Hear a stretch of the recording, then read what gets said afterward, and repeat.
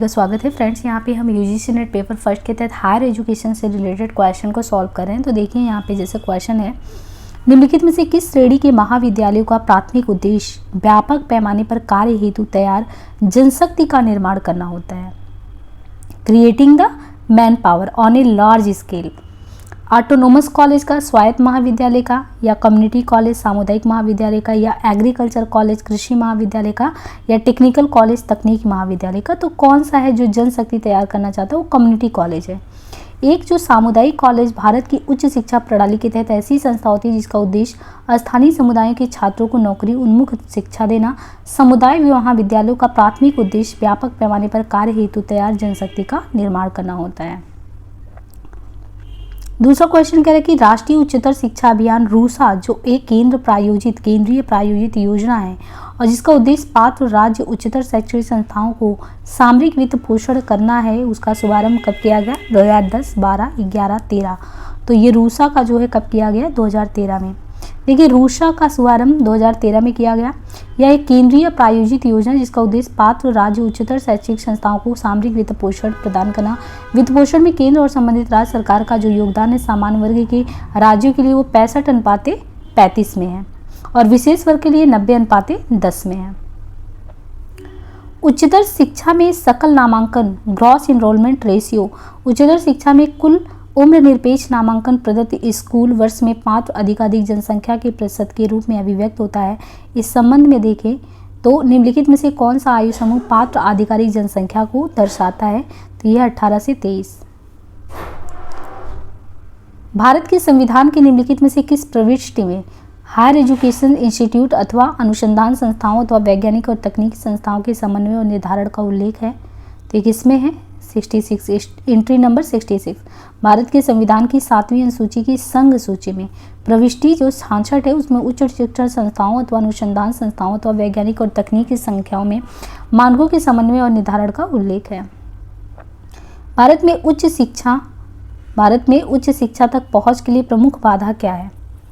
कम शिक्षितों के लिए रोजगार का अधिक अवसर है, सरकारी नीतियां, निर्देश की भाषा, आर्थिक स्थिति, विदेशी विश्वविद्यालय से प्रतिस्पर्धा है, या समाज में लैंगिक भेदभाव है? तो यहाँ पे हमको देखना है कि CDF यानी एक तो इंस्ट्रक्शन का लैंग्वेज है, दूसरी बात ये है कि आर्थिक स्थिति हमारे यहाँ की, तीसरी है समाज में लैंगिक भेदभाव। तो MHRD कहता है कि MHRD स्टैंडिंग कमेटी जो है इसके अनुसार भारत में हायर एजुकेशन के सामने चुनौतियों और समस्याएं पर अपनी रिपोर्ट, जिसके अनुसार भारत में हायर एजुकेशन तक पहुंच के लिए निम्नलिखित बाधाएं: संसाधनों की कमी है, शिक्षकों की रिक्तियां हैं, निर्देश की भाषा और शिक्षा ग्रहण करने वाले छात्रों की आर्थिक स्थिति और समाज में लैंगिक भेदभाव का होना भी है। शिक्षकों की जिम्मेदारी और प्रदर्शन, रोजगार पर कौशल का अभाव और संस्थानों का एक्रेडिटेशन भी है। उच्च शिक्षा को सरकार द्वारा प्राथमिकता नहीं दिया जाना, इसे सरकार द्वारा वित्त पोषित नहीं किए जाने से जुड़ा है। यानी हायर एजुकेशन में गवर्नमेंट द्वारा प्राथमिकता नहीं दिया जाना, इसे सरकार द्वारा वित्त पोषित नहीं किए जाने से जुड़ा है। इस संबंध में मुक्त उद्यम प्रणाली का दबाव अपने शैक्षिक बाजार को विस्तार देने का प्रयास है। तो हमें यहाँ समझना है दोनों ही चीज़ें। दिए गए अभिकथन में हायर एजुकेशन को गवर्नमेंट द्वारा प्राथमिकता नहीं दिया जाना, इसे सरकार द्वारा वित्त पोषित नहीं किए जाने से जुड़ा है। ये सही है क्योंकि यदि सरकार इसका वित्त पोषण करती है तो निश्चित ही हायर एजुकेशन उसकी प्राथमिकता का विषय होगा। यह सरकार ही नहीं है तो मानव स्वभाव है कि जिसे वह प्राथमिकता देता है उसे सदैव अग्रतर रहता है। तर्क इस संबंध में मुक्त उद्यम प्रणाली का दबाव अपने शैक्षिक बाजार को विश्लेषण देने का प्रयास है, सही है और अभिकथन की व्याख्या भी करता है। विश्व स्तरीय विश्वविद्यालय की स्थापना के लिए अपेक्षित क्या है? स्वायत्त शासन, संकेंद्रित निधियन, मूल्यांकन तंत्र पर नियंत्रण, स्वतंत्र प्रतिफल, शासन तंत्र द्वारा स्टाफ की नियुक्ति। तो देखिए विश्व स्तरीय विश्वविद्यालय की स्थापना के लिए स्वायत्त शासन, संकेंद्रित निधियन और स्वतंत्र प्रतिफल अपेक्षित होता है। इसकी उपलब्धता के बिना एक विश्व स्तरीय विश्वविद्यालय की स्थापना करने में कठिनाई होती है, जिससे वह अपने निर्धारित लक्ष्यों को प्राप्त करने में असफल रहता है। भारत में उच्चतर शिक्षा के क्षेत्र में वर्तमान में क्या चुनौतियां हैं? विस्तार, निधियां, उत्कृष्टता, साम्यता, परीक्षा सुधार, प्रवेश परीक्षाएं। तो अपने यहाँ पे जो चुनौती है वो अगर देखेंगे तो एक विस्तार को लेके चुनौती है, साम्यता को लेके है और साथ ही साथ जो है उत्कृष्टता को लेके। यानी भारत में हायर एजुकेशन के क्षेत्र में वर्तमान में विस्तार, साम्यता और उत्कृष्टता संबंधी चुनौतियां विद्यमान है।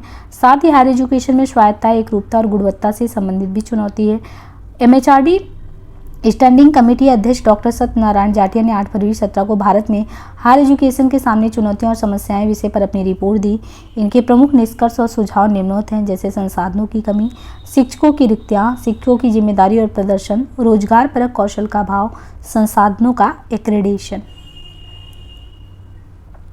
अध्यापक शिक्षा पाठ्यक्रमों में योग को शामिल करने का निम्नलिखित में से कौन सा आधार है? राष्ट्रीय शिक्षा नीति 68, राष्ट्रीय शिक्षा नीति 1986, भारत में अध्यापक शिक्षण के भविष्य, दृष्टि, गुणवत्ता और विनियामक परिप्रेक्ष्य 12, राष्ट्रीय शिक्षा नीति 19 का प्रारूप। तो ये है राष्ट्रीय शिक्षा नीति 1986। शैक्षिक नीतियों कार्यक्रमों को बनाने और उनके क्रियान्वयन में केंद्र सरकार की महत्वपूर्ण भूमिका होती है। इसमें सन 1986 की राष्ट्रीय शिक्षा नीति तथा वह कार्रवाई शामिल है जिसे सन 1992 में अद्यतन किया गया। संशोधित नीति में एक ऐसी राष्ट्रीय शिक्षा प्रणाली तैयार करने का प्रावधान था जिसके तहत शिक्षा में एकरूपता लाने, प्रौढ़ शिक्षा कार्यक्रम को जन आंदोलन बनाने तथा सभी को शिक्षा सुलभ कराने, बुनियादी प्राथमिक शिक्षा देने, शिक्षा की गुणवत्ता बनाए रखने, बालिका शिक्षा पर विशेष जोर देने और देश के प्रत्येक जिले में नवोदय विद्यालय को व्यवसाय परक बनाने, उच्च शिक्षा के क्षेत्र में विविध प्रकार की जानकारी देने और अंतर अनुशासनिक अनुसंधान करने, राज्यों में नए मुक्त विश्वविद्यालय की स्थापना करने, शारीरिक शिक्षा योग को बढ़ावा देना एवं एक सक्षम मूल्यांकन प्रक्रिया अपनाने का प्रयास भी शामिल है। भारत का संविधान सभी अल्पसंख्यकों द्वारा अपनी पसंद की शैक्षणिक संस्थान स्थापित करने के अधिकार का उपबंध करता है।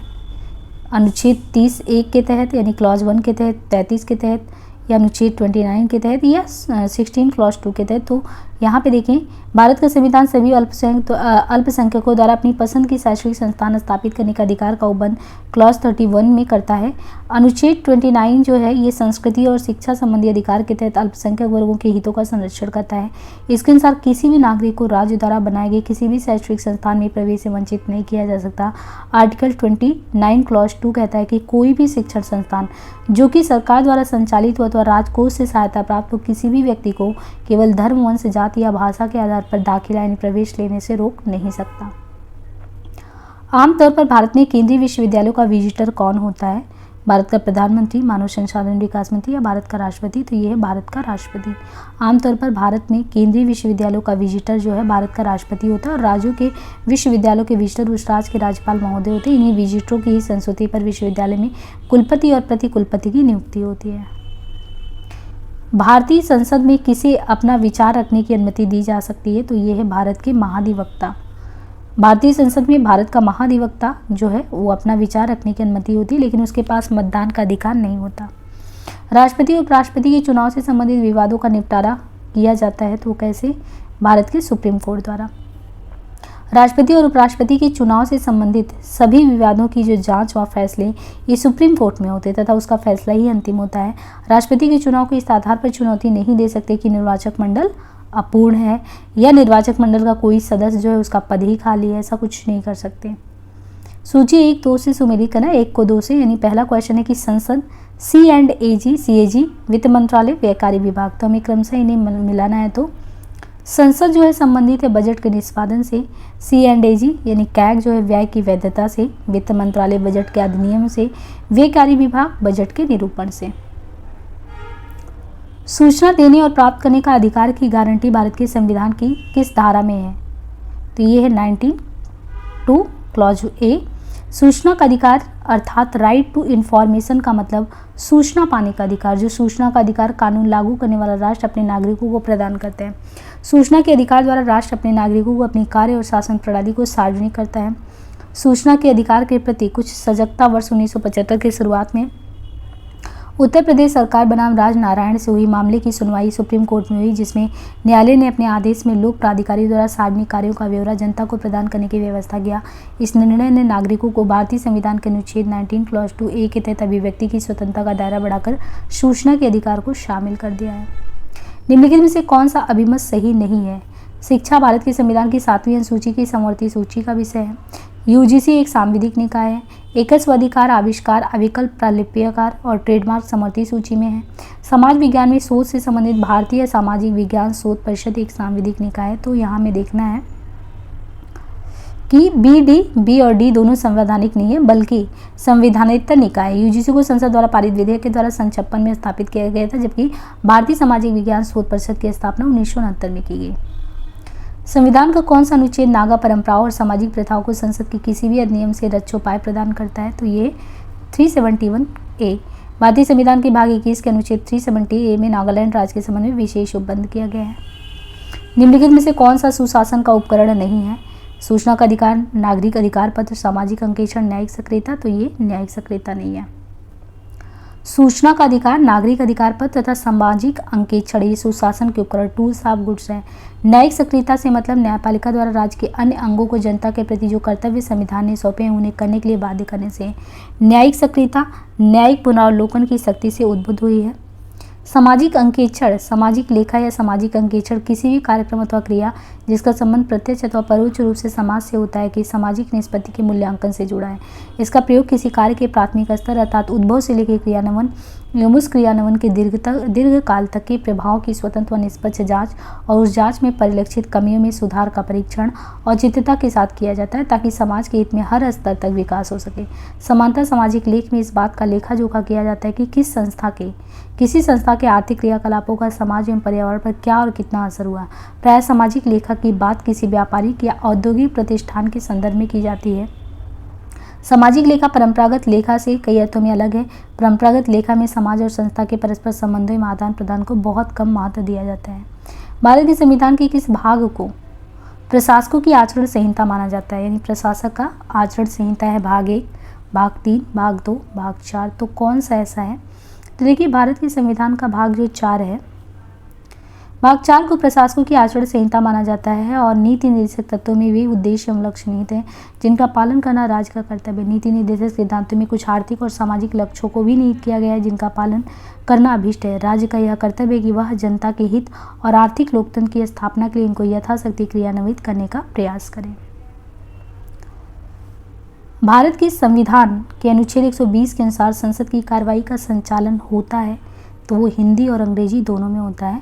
देखिए, आर्टिकल 120 में संसद में प्रयोग की जाने वाली भाषा कौन सी है? तो भाग 17 में किसी बात के होते हुए भी किंतु अनुच्छेद 348 के उपबंधों के अधीन रहते हुए संसद में कार्य हिंदी में या अंग्रेजी में किया जाएगा। परंतु यथा स्थिति राज्यसभा का सभापति या लोकसभा अध्यक्ष अथवा उस रूप में कार्य करने वाला व्यक्ति किसी सदस्य को जो हिंदी में अंग्रेजी में अपनी पर्याप्त अभिव्यक्ति नहीं कर सकता है वो अपनी मातृभाषा में सदन को संबोधित करने की अनुज्ञा दे सकेगा।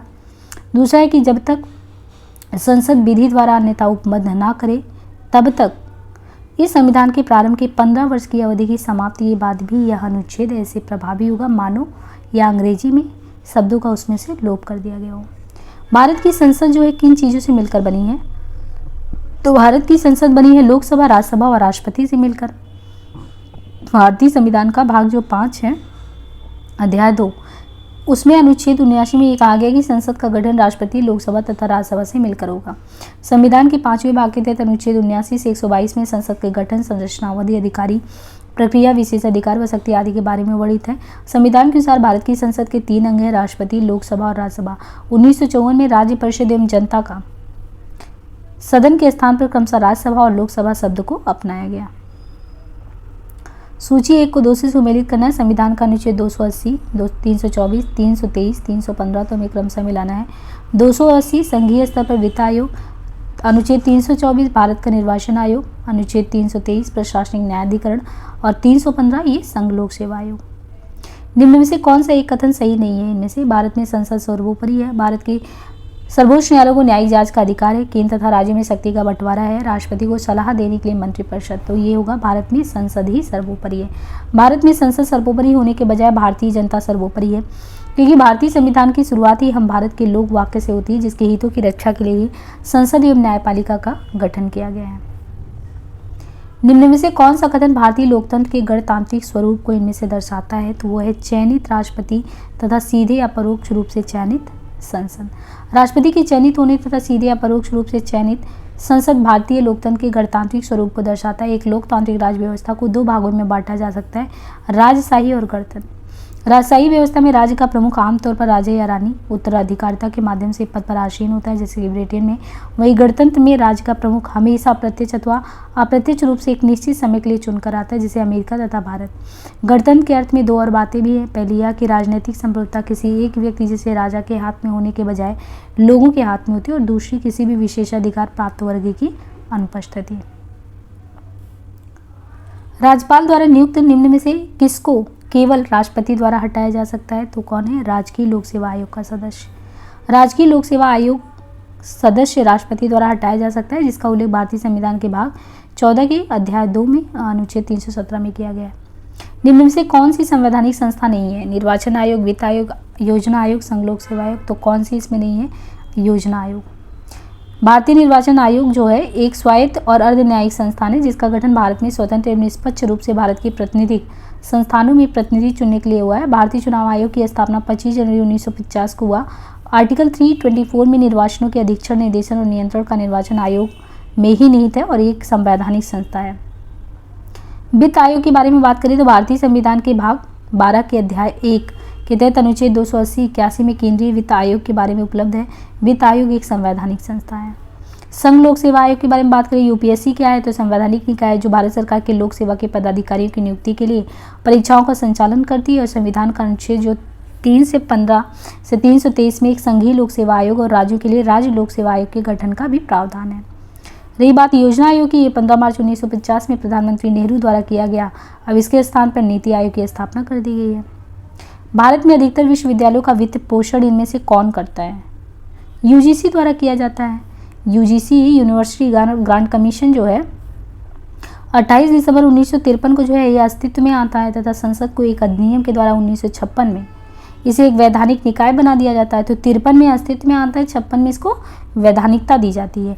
इसकी स्थापना का उद्देश्य विश्वविद्यालय और अन्य संबंधित संगठनों की सलाह से समस्त ऐसे उपाय करना था जो विश्वविद्यालय शिक्षा के संवर्धन और समन्वय के लिए आवश्यक हो और विश्वविद्यालय में शिक्षण, परीक्षा और अनुसंधान के मानक निर्धारण करने और उन्हें बनाए रखने के लिए जरूरी हो। यूजीसी केंद्र और राज्य सरकार तथा उच्च अध्ययन की संस्थाओं के बीच समन्वयक संस्था का कार्य करता है। वहीं इन संस्थाओं के लिए उच्च शिक्षा से जुड़े प्रश्नों पर सलाहकार संगठन का भी कार्य करता है। अपने इन उद्देश्यों की पूर्ति के लिए आयोग अन्य चीज़ों के अलावा विश्वविद्यालय की वित्तीय आवश्यकताओं के बारे में जाँच करता है। विश्वविद्यालय और कॉलेज का रखरखाव और विकास के लिए अनुदान भी वितरित करता है, समान सेवाएं और सुविधाएं देता है। यूजीसी में सुधार के उपाय सुझा सकता है, अधिनियम के अनुकूल नियम और विनियमन बना सकता है। तो ये सभी कार्य करता है और आयोग में जो है एक अध्यक्ष, उपाध्यक्ष और 10 अन्य सदस्य होते हैं। नीचे दिए गए कथनों को पढ़ना है। पहला है कि न्यायालय प्राकृतिक न्याय के सिद्धांत का अनुसरण करते हैं। न्याय में देरी न्याय से वंचित रखने के समान है। तो देखिए न्याय में देरी जो है वो न्याय से वंचित रखने के समान है, ये बात सही है। प्राकृतिक न्याय वो है, नेचुरल जस्टिस क्या है? वो है जिसे प्राकृतिक रूप से मनुष्य को प्रदान किया गया है, जिसे लॉक का प्राकृतिक नियम का न्याय का सिद्धांत कहते हैं। न्याय नैतिकता, औचित्य, विधि, प्राकृतिक विधि, धर्म या समता के आधार पर ठीक होने की स्थिति को कहते हैं। लेकिन जब न्याय देरी से मिले तो वो न्याय नहीं मिलने के समान होता है। भारत का राष्ट्रपति राज्य का मुखिया है, सरकार का मुखिया है। राज्य तथा सरकार दोनों का मुखिया इनमें से कोई नहीं, तो वो है राज्य तथा सरकार दोनों का मुखिया। भारत का राष्ट्रपति जो है ये राज्य तथा सरकार दोनों का मुखिया होता है। भारतीय संविधान का आर्टिकल 52 में कहा गया है कि भारत का एक राष्ट्रपति होगा। आर्टिकल 53 के अनुसार संघ की संपूर्ण कार्यपालिका शक्ति उसी में निहित होगी, जिसका प्रयोग वो खुद ही अपने अधीनस्थों के माध्यम से करेगा, अर्थात वह मंत्रिपरिषद की सलाह पे कार्य करेगा। निम्न में से कौन भारत के राष्ट्रपति की इच्छा पर्यंत पद पर रहता है? कौन इच्छा पर्यंत पद पर रहता है, इसमें हमें देखना है।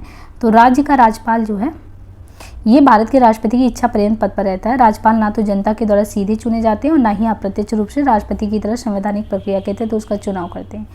उसकी नियुक्ति राष्ट्रपति की मोहर लगे आज्ञा पत्र के माध्यम से होता है। इस प्रकार वह केंद्र सरकार द्वारा मनोनीत होता है। समानता, राज्यपाल का कार्यकाल पदग्रहण से 5 साल का होता है, किंतु वास्तव में वह राष्ट्रपति के प्रसाद पर्यंत ही पद धारण करता है। इसके अलावा कभी भी राष्ट्रपति को संबोधित कर अपना त्यागपत्र दे सकता है, तो उसे राष्ट्रपति द्वारा किसी भी समय वापस बुलाया भी जा सकता है। संवैधानिक रूप से राजनीतिक दलों के पंजीकरण और मान्यता का कार्य निष्पादन निम्न में से किसके द्वारा होता है? संवैधानिक रूप से थी भारत के निर्वाचन आयोग द्वारा। संवैधानिक रूप से राजनीतिक दलों के पंजीकरण और मान्यता का कार्य जो है वो भारत के निर्वाचन आयोग द्वारा होता है। भारतीय निर्वाचन आयोग एक स्वायत्त और अर्धन्यायी निकाय संस्थान है। इसकी स्थापना 25 जनवरी 1950 को हुआ था। तो यहाँ पे हमने देखिए करीबन 60 क्वेश्चन से ऊपर ही कर लिए हैं। बाकी हम नेक्स्ट सेशन में मिलते हैं। आज के लिए इतना ही, धन्यवाद।